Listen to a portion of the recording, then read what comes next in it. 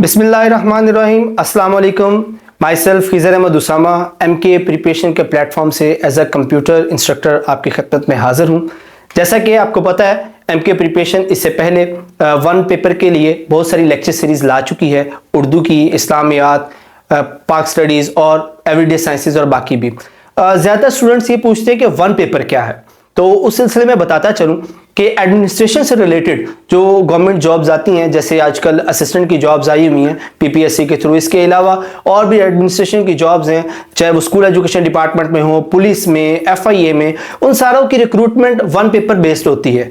और one paper के अंदर 10 सब्जेक्ट बेसिकली शामिल हैं, जिसके अंदर basic Urdu, basic science, general science जो है, उसके अलावा बेसिक मैथमेटिक्स है, बेसिक इंग्लिश है और कंप्यूटर का भी रोल उसके अंदर बहुत सारा है। इसके अलावा जो बाकी रिक्रूटमेंट्स होती हैं PPSC की, FPSC की, उसके अंदर भी कंप्यूटर से रिलेटेड 5 से 7 MCQs आते हैं। तो उसी सिलसिले में आपके लिए ला रहे हैं एक कंप्यूटर की लेक्चर सीरीज, जिसके अंदर हम हिस्ट्री ऑफ कंप्यूटर से लेकर उसका इंट्रोडक्शन, उसकी जो इवोल्यूशन का पीरियड है, उसकी जनरेशंस हैं, इनपुट आउटपुट, सॉफ्टवेयर, हार्डवेयर और उसकी फेमस वेबसाइट्स और उससे रिलेटेड तमाम इंफॉर्मेशन जो आपको इस पेपर की प्रिपरेशन के लिए, इसके अलावा बाकी टेस्ट की प्रिपरेशन के लिए भी हेल्पफुल होंगी, वो हम यहां पर आपके साथ शेयर करेंगे। तो अभी से MK प्रिपरेशन का YouTube चैनल सब्सक्राइब करें और बेल आइकॉन पे क्लिक कर दें ताकि आपको हर लेटेस्ट वीडियो टाइमली मिल सके। तो स्टार्ट करते हैं हम हिस्ट्री ऑफ कंप्यूटर के साथ। तो हिस्ट्री ऑफ कंप्यूटर से पहले हम जो कंप्यूटर का इरा है उसको डिवाइड कर लेते हैं। कंप्यूटर के इरा को 2 हिस्सों में डिवाइड किया गया है। एज यू नो कि इलेक्ट्रिसिटी तो बहुत बाद में इन्वेंट हुई है, तो उससे पहले 1600 से लेके 1900 तक जब इलेक्ट्रिसिटी इतनी फेमिलियर नहीं थी, इतनी पॉपुलर नहीं थी, तो एट दैट टाइम जितनी भी इन्वेंशंस होती थी वो मैकेनिकल बेस्ड होती थी, जिसके अंदर कंपोनेंट्स का मैकेनिकल वर्क शामिल होता था। तो जो फर्स्ट इरा है कंप्यूटर का, उसको हम मैकेनिकल इरा कहते हैं, जो 1600 से 1900 तक है, जिसके अंदर जितने भी डिवाइसेस इन्वेंट हुई हैं वो मैकेनिकल टेक्निक की बेस पर होती थी। जैसे अबैकस है, स्लाइड रूलर है, पास्कल कैलकुलेटर है, इनको आगे हम डिटेल से देखेंगे भी। उसके बाद सेकंड इरा आता है 1900 से लेकर अब तक। इसके अंदर चूंकि इलेक्ट्रिसिटी इन्वेंट हो जाती है और बहुत ज्यादा पॉपुलर भी हो जाती है, तो इसलिए इसके अंदर वो तमाम डिवाइसेस शामिल हैं जो इलेक्ट्रिकली ऑपरेटेड हैं, जैसे आज के दौर के हमारे स्मार्टफोन्स हैं, कंप्यूटर्स हैं, लैपटॉप्स हैं। तो इस इरा के अंदर जो अब भी चल रहा है वो सारी डिवाइसेस शामिल होंगी जो इलेक्ट्रिसिटी से ऑपरेट होती हैं। अब आगे चलते हैं और स्टार्ट लेते हैं पहली डिवाइस से, जो सबसे पहले कंप्यूटर की अप्रोच के लिए इस्तेमाल हुई थी। लेकिन उससे पहले हम बताते चलें कि हमें कंप्यूटर को इन्वेंट करने के लिए इतनी तगदो करनी क्यों पड़ी। तो उसके पीछे 2 रीजंस हैं। पहली चीज थी मैथमेटिकल कैलकुलेशंस, जैसे एडिशन, सब्ट्रैक्शन, मल्टीप्लिकेशंस वगैरह। तो इस सिलसिले में जो सबसे पहले ये काम लिया जाता था वो ह्यूमन कंप्यूटर्स काम ये करते थे। ह्यूमन कंप्यूटर्स बेसिकली वो इंसान ही हैं जो ये मैथमेटिकल ऑपरेशंस को करते थे। बट इसका ड्रॉबैक ये है कि इसके अंदर मैथमेटिकल एक्सप्रेशंस को समझने और उसको सॉल्व करने के लिए सालों की ट्रेनिंग लगती थी, फिर जाकर एक आदमी इस काबिल हो पाता था कि वो मैथमेटिकल एक्सप्रेशंस को हैंडल कर सके। इसलिए ये ह्यूमन कंप्यूटर्स बहुत ज्यादा एक्सपेंसिव होते थे और बहुत रेयर होते थे। उसके बाद फर्स्ट टाइम जो कंप्यूटर का वर्ड है वो लिया गया था 1630 के अंदर, और जो अब तक चल रहा है। इस कंप्यूटर टर्म को रिलेट किया जाता था एक ऐसे शख्स के साथ जो कैलकुलेशंस करता है, जो मैथमेटिकल कैलकुलेशंस को ऑपरेट करवाता है, उसका हिसाब किताब रखता है। हम उनको कंप्यूटर कहा जाता था और आज भी कंप्यूटर का बेसिक नॉलेज इसी को ही समझा जाता है। आगे चलते हैं। हमारी जो पहली डिवाइस थी इस सिलसिले के अंदर वो टैली स्टिक्स थी। ये स्टिक्स क्या है? ये बेसिकली हड्डियों और लकड़ियों से बनी होती थी, जिसके ऊपर कुछ निशान लगाकर डाटा को या इंफॉर्मेशन को स्टोर किया जाता था। तो इसकी लकड़ियां और हड्डियां इसलिए इस्तेमाल की जाती थी कि ये वेदर रेजिस्टेंट होती हैं, इनको डिके होने में काफी टाइम लगता है, ये ज्यादा देर तक काम करती हैं। तो हमारी जो ह्यूमन की पहली जो नीड थी डाटा को स्टोर करना और कैलकुलेट करना, उसको वो किसी हद तक पूरा करता था। उसके बाद 2400 BC के अंदर पहली जो मशीन रिलेटेड हम कह सकते हैं जो कुछ फंक्शंस ऑपरेट करवाती है, वो कंप्यूटर से रिलेटेड चीज हमारे सामने आई, जिसको नाम दिया गया अबैकस का। ये आप जो पुराना अबैकस है उसको देख सकते हैं, जो 2400 BC में बेबीलोनियन इरा के अंदर सामने आया। जो अबैकस आप स्कूल कॉलेजेस या लैब वगैरह में देखते हैं, ये फर्स्ट टाइम चाइना के अंदर 500 BC के अंदर इस्तेमाल किया गया था। बेसिक फंक्शनैलिटी दोनों की सेम है, वही बीड्स हैं या पत्थर हैं या छोटी छोटी गोलियां इस्तेमाल की जाती थी जो मैथमेटिकल ऑपरेशंस को ऑपरेट करवाती थी। आगे चलते हैं तो हमारे पास 1614 में हमारे साइंटिस्ट थे जॉन नेपियर, उन्होंने अपनी नेपियर बोन को इंट्रोड्यूस करवाया। नेपियर बोन्स क्या है, ये आप देख सकते हैं एक बॉक्स के अंदर हड्डियों के ऊपर कुछ अलामात, कुछ सिंबल्स लगाकर रखा गया है। उन सिंबल्स को एसोसिएट किया जाता था किसी फंक्शन के साथ, किसी एक एलिमेंट के साथ, किसी वर्ड के साथ, किसी कैलकुलेशन के साथ, और उनको इस तरह बॉक्स के अंदर अरेंज रखा जाता था जिनको यहां से ऑपरेट कर सकते हैं। बेसिक काम ये क्या करते थे, इनका बेसिक काम वही था जो सबसे पहले लेने की कोशिश की जाती थी। मल्टीप्लीकेशन है, डिवाइड है, इसके अलावा स्क्वायर एंड क्यूब रूट्स है, यानी कि मल्टीप्लीकेशन का ही ये एक एलिमेंट है। उसके बाद आगे हम चलते हैं, 1614 के बाद हमारे पास जो नेक्स्ट डिवाइस आती है 1622 में, जो हमने पहले देखा था वो स्लाइड रूल है। स्लाइड रूल में क्या होता है, स्लाइड रूल में हमारे पास आप ये देख सकते हैं एक रूलर शेप का हमारे पास एक पीस होता था प्लास्टिक का, जिसकी दोनों साइड पर नंबर्स और जो उसकी मल्टीप्लीकेशन या एडिशन के प्रोसेसेस हैं वो लिखे होते थे, और ये जो पार्ट है ये उसके ऊपर मूव कर सकता था दोनों साइड्स में, और इसकी मूवमेंट से ही हम कैलकुलेशंस को कर सकते थे, जैसे मल्टीप्लिकेशन, डिवीजन है, क्यूब रूट्स, स्क्वायर रूट्स हैं, लोगारिथम तक लिए जा सकते थे, और उसके बाद ट्रिग्नोमेट्री की भी कुछ बेसिक चीजें इसके साथ सॉल्व की जा सकती थी। उसके बाद फर्दर मूव करें तो हमारे पास 1642 में ब्लेसी पास्कल नाम के एक साइंटिस्ट थे जिन्होंने अपना पास्कलाइन इंट्रोड्यूस करवाया था। ये आप देख सकते हैं, ये पास्कलाइन है। ये पहली डिवाइस थी जिसके अंदर जो कॉम्बिनेशन ऑफ गियर्स यूज किए गए, डिफरेंट गियर्स इस्तेमाल करके उसकी कैलकुलेशन को ऑपरेट किया जा सकता था। आप ये पिक्चर में छोटे छोटे गियर्स देख सकते हैं, हर एक गियर की कोई ना कोई सिग्निफिकेंस होती थी और वो किसी दूसरे के साथ कॉम्बिनेशन में यूज होकर सब्ट्रैक्शन और एडिशन का काम कर सकता था। एट दैट टाइम मैं बात कर रहा हूं 1642 की, उस वक्त मेटल्स इतनी आम नहीं थी, दैट इज वाई ये बहुत ज्यादा एक्सपेंसिव बनता था, क्योंकि इसके अंदर जो कंपोनेंट्स हैं वो ज्यादातर मेटल के होते थे, तो इसलिए एक्सपेंसिव था, इसलिए ज्यादा पॉपुलर नहीं हो सका। उसके बाद आगे चलें तो हमारे पास 1672 में ये साइंटिस्ट थे गॉटफ्रीड विलियम लेबनीज, इन्होंने अपना स्टेप्ड रेकनर जो है वो इंट्रोड्यूस करवाया। आप यहां पिक्चर में देख सकते हैं, ये भी एक मैकेनिकल मशीन थी। अगेन इसके अंदर भी मेटल के कंपोनेंट्स यूज किए गए थे, गियर्स और बाकी जो लाइंस वगैरह इस्तेमाल की गई थी जो एडिशन, सब्ट्रैक्शन, मल्टीप्लिकेशन और डिवीजन का काम करते थे। तो एट दैट टाइम अगेन वही बात, मेटल बहुत एक्सपेंसिव था, तो इस तरह की एक डिवाइस बनाना वो काफी एक्सपेंसिव काम था, तो इसलिए ये भी कोई ज्यादा पॉपुलर नहीं हो सका। और उसके साथ साथ इसकी लिमिट्स थी कि ये सिर्फ इन 4 ऑपरेशंस के अलावा बाकी काम नहीं कर सकता था। फिर उसके बाद आगे चलते हैं तो 1820 में हमारे पास थॉमस डी कॉल्मर आते हैं और वो पहला रिलायबल सिस्टम जो है वो दुनिया को देते हैं। अब वो क्या चीज है उसके बारे में हम देखते हैं। ये हमारे पास एक ऐसी मशीन जिसको उन्होंने नाम दिया था अरिथमोमीटर का। यहां पे आप देख सकते हैं इसमें मल्टीपल फंक्शंस हैं, डायल्स हैं, नॉब्स हैं, और ये बेसिक मैथमेटिकल फंक्शन को परफॉर्म करता था, बट इसकी एक्यूरेसी और इसकी रिलायबिलिटी वो बहुत ज्यादा थी, जिस वजह से ये पहली मशीन थी जिसको प्रोड्यूस किया गया, जिसको कंपनीज ने अपने कारखानों में पैदा किया, उसको बनाया और इसको कमर्शियली लोगों को अवेलेबल करवाया गया, और ये काफी सक्सेसफुल रहा।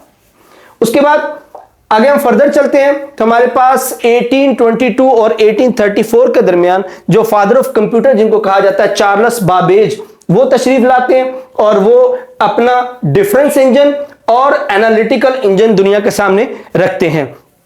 स्टूडेंट्स, ये वो जगह है, ये वो टाइम है जिसमें आज के कंप्यूटर की बुनियाद रखी। चार्ल्स बाबेज को इसी वजह से फादर ऑफ कंप्यूटर कहा जाता है। इनका जो डिफरेंस इंजन और एनालिटिकल इंजन था, ये वो फर्स्ट मैकेनिकल कंप्यूटर था जिसको आज की दुनिया का जो कंप्यूटर है उसी के ही पैटर्न को फॉलो करते हुए बनाया गया। इनका काम ये सारे पॉलिनोमियल फंक्शंस को ऑपरेट कर सकता था और काफी लंबी लंबी कैलकुलेशंस को भी इजीली परफॉर्म कर सकता था। ये भी एक मैकेनिकल कंप्यूटर था जिसके अंदर मैकेनिकल स्प्रिंग्स और स्क्रूज वगैरह इस्तेमाल किए गए थे और जो फंक्शंस को ऑपरेट करवाते थे।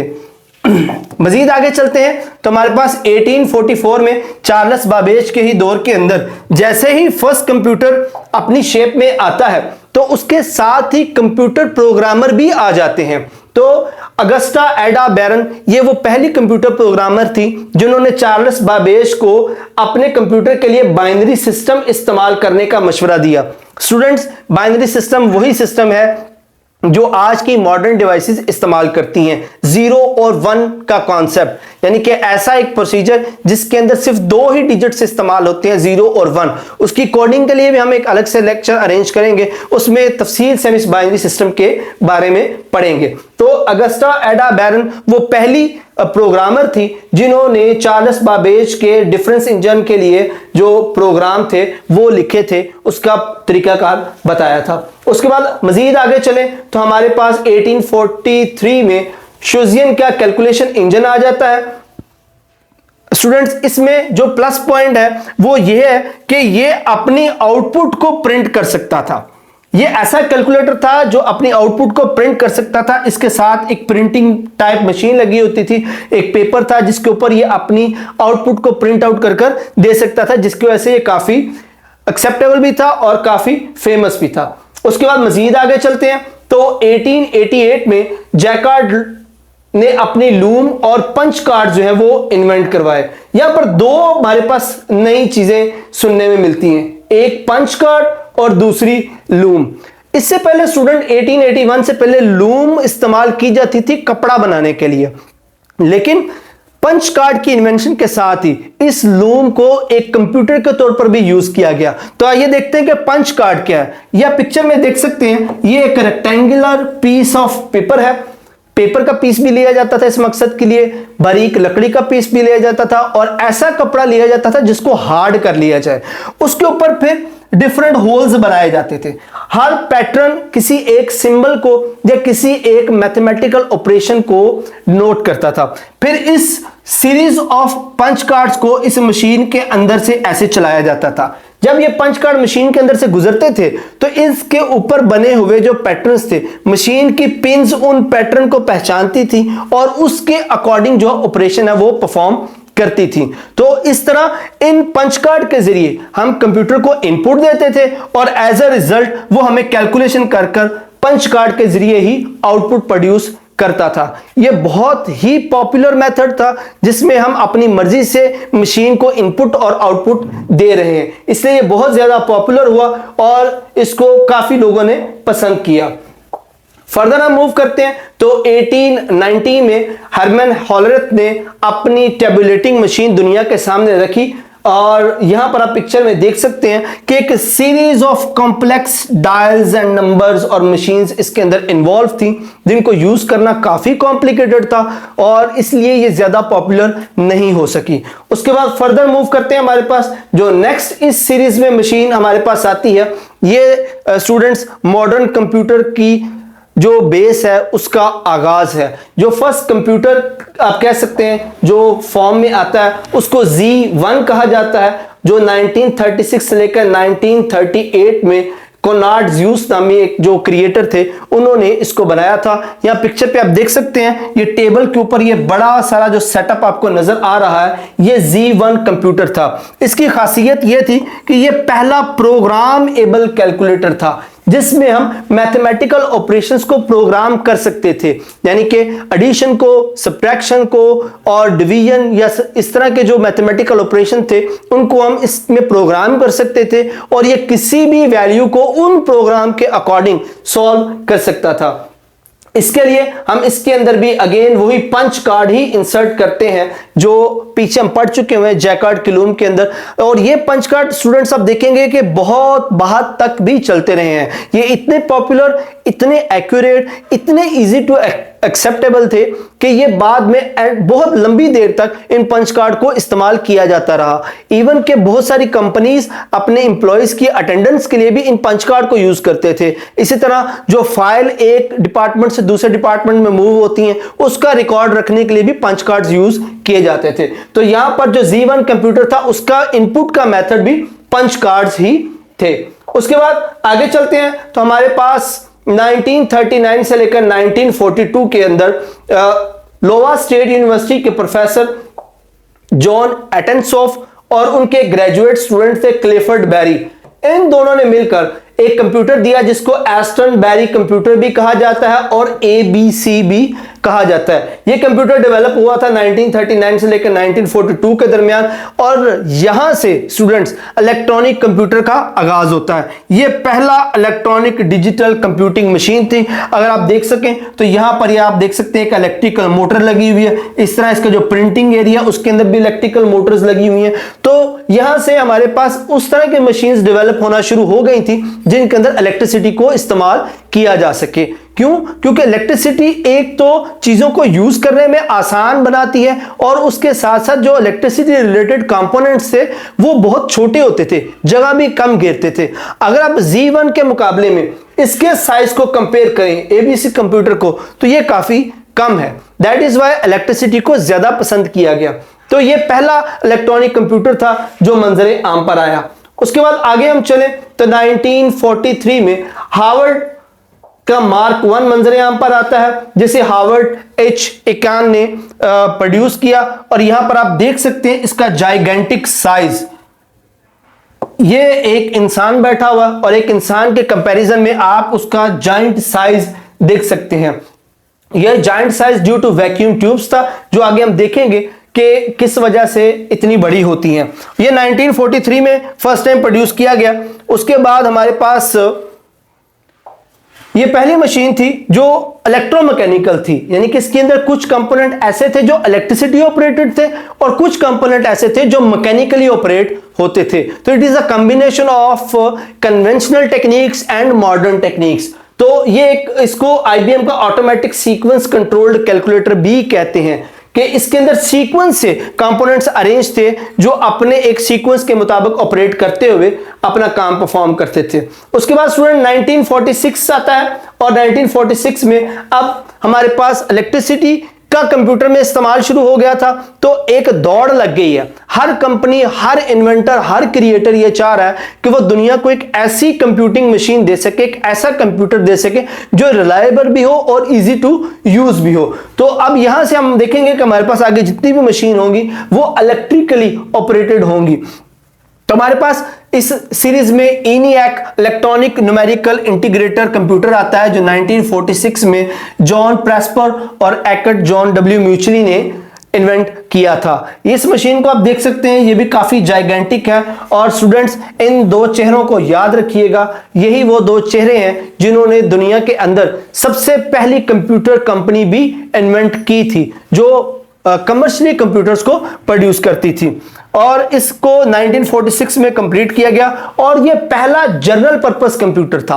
इससे पहले जितने कंप्यूटर बनाए गए थे वो टू एक्सपेंसिव थे, एक आम आदमी के लिए या एक छोटे मोटे इदारे या छोटे मोटे ऑफिस के लिए उसको अफोर्ड करना मुमकिन नहीं था। तो यह पहला कंप्यूटर था ENIAC जो जनरल पर्पस कंप्यूटर था जो कमर्शियली लोगों ने पसंद भी किया और एक्सेप्ट भी किया। उसके बाद फर्दर चलते हैं तो हमारे पास 1951 में यूनिवैक आता है। यूनिवैक का पहला मॉडल आता है। अगेन इसके इन्वेंटर वही दो इन्वेंटर्स हैं जिन्होंने एनवैक प्रोड्यूस किया था और यह पहला कमर्शियल कंप्यूटर है।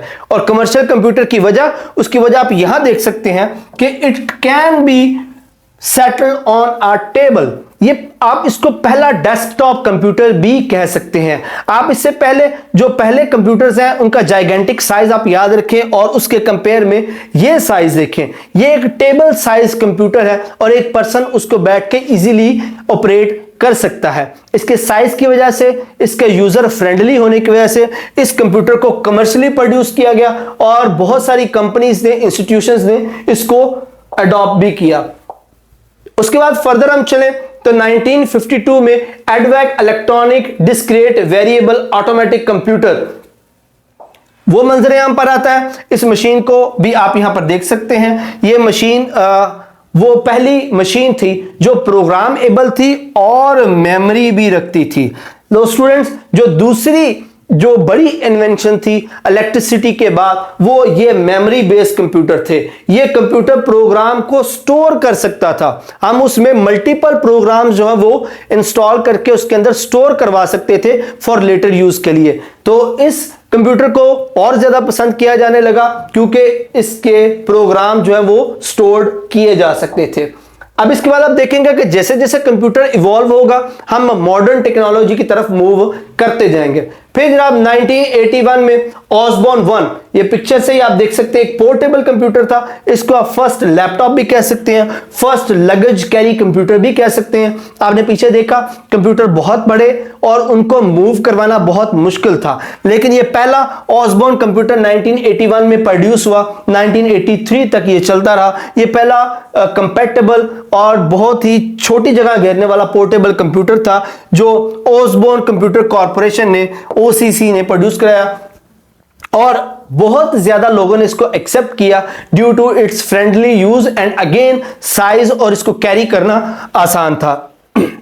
फर्दर आगे चलते हैं तो हमारे पास 1981 में पहला पीसी बनता है। आईबीएम कंपनी, नाम आपने जरूर सुना होगा, बहुत फेमस कंपनी है। वो अपना पहला पर्सनल कंप्यूटर मॉड्यूल जो है वो पेश करते हैं, जो एक आम आदमी का पर्सनल जाती कंप्यूटर था। आप इसका साइज देख सकते हैं। ये वही कंप्यूटर है जो आज हम यूज करते हैं, उसी बेस पर है, वही टेक्नोलॉजी है जो थोड़ी थोड़ी साथ साथ इवॉल्व हो गई है। उसके बाद मॉडल्स आते गए और कंप्यूटर बड़ी तेजी से इवॉल्व होने लगा। उसके बाद जो फर्स्ट कंप्यूटर कंपनी, जैसे मैंने आपको बताया था 1949 में, यही मिलते जुलते चेहरे आपने पहले भी जो देखे थे, उन्होंने बनाई थी। उसका नाम उन्होंने रखा था इलेक्ट्रॉनिक कंट्रोल कंपनी। जॉन प्रेस्पर और जॉन म्यूचले, इन दो लोगों ने ये बनाई थी, जो पहली कंपनी थी जो कंप्यूटर्स को मैस या कमर्शियली प्रोड्यूस करती थी। स्टूडेंट्स, यहां तक हिस्ट्री हमारी किसी हद तक कंप्लीट हो गई है। अब हम कंप्यूटर की जो जनरेशन है उसके बारे में बात करते हैं। तो कंप्यूटर की जनरेशन को बेसिकली 4 जनरेशन है, लेकिन इसको 5 हिस्सों में तकसीम किया गया है ड्यू टू इट्स वर्सेटिलिटी। अब पहली जो जनरेशन है वो स्टार्ट होती है 1946 से 1956। स्टूडेंट्स, यहां आगे बढ़ने से पहले मैं आपको बता दूं, ये जो इराज की डेट यहां पर मेंशन है, इस पे आपने कंफ्यूज नहीं होना, क्योंकि कंप्यूटर इतनी तेजी से इवॉल्व हुआ है कि एक एक साल में कई कई इन्वेंशंस होती थी, कई कई मॉडल्स जो है वो प्रोड्यूस होते थे। तो कुछ रिसोर्सेज आपको ऐसे मिलेंगे जो उस ईयर को इंक्लूड करते हैं, कुछ रिसोर्सेज ऐसे मिलेंगे जो उस ईयर को एक्सक्लूड कर देते हैं। तो ये ईयर्स 1 या 2 की वेरिएशन से आपको डिफरेंट जगह पर मिलेंगे।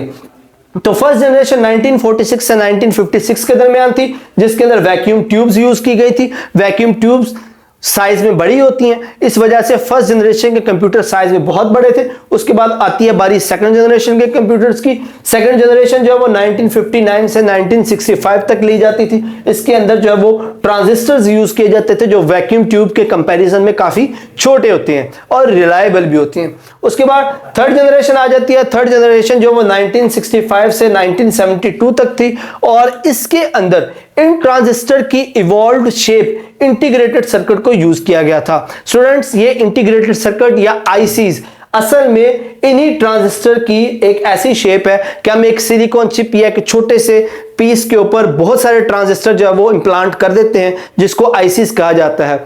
और उसके बाद फोर्थ जनरेशन आती है। फोर्थ जनरेशन जो वो 1972 से अब तक जो फोर्थ जनरेशन चल रही है, जिसके अंदर इंटीग्रेटेड की सर्किट्स की जगह ले ली थी माइक्रो प्रोसेसर्स ने। माइक्रो प्रोसेसर्स इंटीग्रेटेड सर्किट्स की ही एडवांस शेप है, जिसके अंदर सिलिकॉन चिप के ऊपर हम छोटे छोटे ट्रांजिस्टर लगाकर उसको बहुत तेजी से ऑपरेट कर सकते हैं। जो लेटेस्ट और आज के दौर की चलने वाली जनरेशन है वो ये 5th जनरेशन है, जिसके अंदर आर्टिफिशियल इंटेलिजेंस को यूज किया जाता है। आर्टिफिशियल इंटेलिजेंस क्या है, ये अगली स्लाइड्स में हम डिटेल से पढ़ेंगे। अब हम इन जनरेशन्स को तफसील से देख लेते हैं कि इन जनरेशन में क्या क्या तब्दीलियां थी और ये किस तरह एक दूसरे से डिफरेंट है। तो फर्स्ट जनरेशन जो है ये तभी स्टार्ट हो गई थी जब चार्ल्स बाबेज अपना एनालिटिकल और डिफरेंस इंजन जो है वो दुनिया के सामने लेकर आते हैं। वो फर्स्ट जनरेशन कंप्यूटर था और अगर हम उसकी परफॉर्मेंस की बात करें तो वो 2000 से लेकर 16,000 तक एडिशंस जो है पर सेकंड परफॉर्म कर सकता था। That's a very impressive. अभी आपको इंप्रेसिव लग रहा है, लेकिन जब हम इसका कंपैरिजन बाकी जनरेशंस के साथ करेंगे तो उसके मुकाबले में ये आपको काफी स्लो फील होगा। इसके जो मेमोरी थी वो बहुत कम थी, सिर्फ 100 बाइट्स तक थी। 100 बाइट्स इज वेरी मिनिमम। और उसके बाद इसमें वैक्यूम ट्यूब्स यूज की जाती थी। अब वैक्यूम ट्यूब्स के साइज की वजह से इन कंप्यूटर्स का साइज बहुत बड़ा होता था। जैसे हमने यूनिवैक और ईडीवैक के मॉडल्स देखे थे, वो हमने देखा कि पूरे पूरे कमरे जितने कंप्यूटर्स हैं और इसके साथ साथ वैक्यूम ट्यूब्स बहुत ज्यादा हीट प्रोड्यूस करती हैं। तो उस हीट को कंपनसेट करने के लिए उन पूरे रूम्स के लिए स्पेशली एयर कंडीशन और इस तरह का सिस्टम बनाना पड़ता था जिससे उन कंप्यूटर्स को, उन कंपोनेंट्स को ठंडा किया जा सके ताकि वो प्रॉपर ऑपरेट होते रहें। उसके बाद स्टूडेंट्स सेकंड जनरेशन आ जाती है। सेकंड जनरेशन के अंदर 1959 से 1965 का इरा जो है वो शामिल है। इसका आगाज होता है ट्रांजिस्टर की डिस्कवरी से। 1947 में Walter H Brattain, John Bardeen and William B Shockley, इन तीनों लोगों ने ये जो मॉडर्न शेप है वैक्यूम ट्यूब्स की वो इंट्रोड्यूस करवा दी, जिनको ट्रांजिस्टर कहा गया। अब ट्रांजिस्टर तो 1947 में ही इंट्रोड्यूस हो गए थे, बट इन ट्रांजिस्टर को कंप्यूटर में यूज करते करते 1959 आ गया। इसलिए हम इसको 1959 से सेकंड जनरेशन को स्टार्ट करते हैं। और अब हम इसकी परफॉर्मेंस की बात करें तो ये आप देख सकते हैं कि ये 6000 से 3 lakhs ऑपरेशन पर सेकंड परफॉर्म कर सकते हैं। अब आपको डिफरेंस जो है वो क्लियरली समझ आना शुरू हो जाएगा। और इनकी जो मेमोरीज थी वो 6 किलोबाइट से 1.3 मेगाबाइट्स तक थी। एक केबी ऑलमोस्ट 1000 बाइट्स के इक्वल होता है और इसी तरह एक एमबी वो भी ऑलमोस्ट 1000 केबीज के इक्वल होता है। तो आप अंदाजा लगा सकते हैं कि फर्स्ट जनरेशन और सेकंड जनरेशन कंप्यूटर की मेमोरी में कितना ज्यादा डिफरेंस है। ऑल्दो ये आज के मुकाबले में बहुत कम फील होगी, बट एट दैट टाइम आप कंसीडर करें ये मेमोरी बहुत ज्यादा थी। और इसकी प्राइस की हम बात करें तो ये फर्स्ट जनरेशन कंप्यूटर के मुकाबले में 1/10 थी, जो कि एक सिग्निफिकेंट फर्क डालती है, जिसकी वजह से काफी बिजनेसेस और यूनिवर्सिटीज ने इस कंप्यूटर को एक्सेप्ट किया और ये कमर्शियली अवेलेबल होते चले गए। थर्ड जनरेशन की तरफ अगर हम मूव करें 1965 और 1972 के अंदर हमारे पास आईसीज जो है वो मैदान में आते हैं। ये आईसीज क्या है? ये इंटीग्रेटेड सर्किट्स हैं जिसके अंदर हम ट्रांजिस्टर को एक सिंगल सिलिकॉन चिप के ऊपर पेस्ट कर देते हैं और उससे परफॉर्म करवाते हैं। ये बहुत ज्यादा फास्ट, रिलायबल थे और इनकी प्राइसेस भी बहुत कम थी। इनकी परफॉर्मेंस की बात करें तो 1 लाख से लेकर 40 करोड़ तक ऑपरेशन ये पर सेकंड परफॉर्म कर सकते थे। प्राइसेस अगेन 1/10 थी सेकंड जनरेशन से और इसी वजह से बहुत ज्यादा कॉमन हुए और लोगों ने इसको एक्सेप्ट किया। फर्दर हम चलते हैं फोर्थ जनरेशन की तरफ, जो आज तक हमारे पास चल रही है। फोर्थ जनरेशन स्टार्ट होती है 1971 से स्टार्ट हो जाती है, जब टेड हॉफ एक एम्प्लॉय थे इंटेल कंपनी के, जिन्होंने माइक्रो प्रोसेसर जो है वो इन्वेंट किया। माइक्रो प्रोसेसर इंटीग्रेटेड सर्किट से भी ज्यादा तेज था, जिस वजह से इसको बहुत ज्यादा पसंद किया गया और कमर्शियली इसको यूज किया गया। और इसकी जो परफॉर्मेंस थी वो बहुत तेज थी, बहुत ज्यादा परफॉर्मेंस ऑपरेशन जो वो 1 सेकंड में कर सकते थे। 5 लाख टू 1 बिलियन तक, 1 बिलियन तक ऑपरेशन जो है पर सेकंड परफॉर्म कर सकता था। कॉस्ट कम होने की वजह से, रिलायबिलिटी ज्यादा होने की वजह से, साइज कम होने की वजह से बहुत तेजी से मकबूल हुआ और इदारों ने उसको बड़ी जल्दी एक्सेप्ट किया। और उसके बाद स्टूडेंट्स फिफ्थ जनरेशन जो आर्टिफिशियल इंटेलिजेंस बेस्ड है, ये इसका आगाज होता है हूद सुफियारो की इन्वेंशन के साथ, जिन्होंने एक ऐसा प्रोग्राम, एक ऐसा एल्गोरिदम बनाया था जो अपने यूजर की डिमांड के मुताबिक उसको रिजल्ट प्रोड्यूस करके दे सकता था। आज के दौर में हमारे पास बहुत सारी ऐसी एप्स डेवलप हो चुकी हैं जो आर्टिफिशियल इंटेलिजेंस बेस्ड हैं, जो आप मोबाइल में यूज भी करते होंगे, जैसे फेस रिकग्निशन, वॉइस कमांड, या आपके पास कई लैंग्वेज मॉड्यूल्स हैं जो आपकी जरूरत के मुताबिक आपको जवाब देते हैं। आर्टिफिशियल इंटेलिजेंस अभी भी एवेल्युएशन के डेवलपमेंट के प्रोसेस में है और आप ये कह सकते हैं कि अपनी डेवलपमेंट के फर्स्ट स्टेज पर है और मजीद इवॉल्व होती रहेगी। तो स्टूडेंट्स, यहाँ तक थी एक ब्रीफ हिस्ट्री कंप्यूटर पर जिसपे हमने नज़र डाली है। फर्दर हम इसके इंट्रोडक्शन पर भी आएंगे। तब तक के लिए इजाज़त दें, अपना बहुत सारा ख्याल रखें। अल्लाह हाफिज़।